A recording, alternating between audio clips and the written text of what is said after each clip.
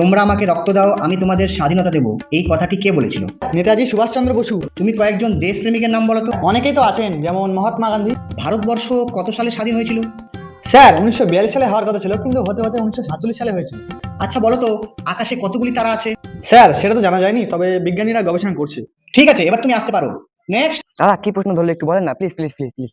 প্রশ্নগুলো তো মনে নেই, কিন্তু উত্তরগুলো মনে আছে। হ্যাঁ দাদা, উত্তরগুলো বলুন তাহলেই হবে। প্রথমেরটা হলো সুভাষচন্দ্র বসু, আর দ্বিতীয়টা হলো অনেকেই তো আছে, যেমন মহাত্মা গান্ধী।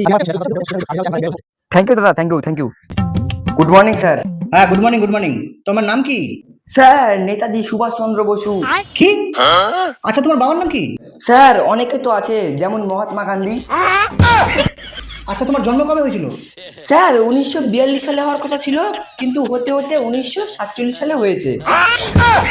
আরে, তুমি কি পাগল টাগল হয়ে গেলে নাকি? সেটা তো জানা যায়নি, তবে বিজ্ঞানীরা গবেষণা করছে।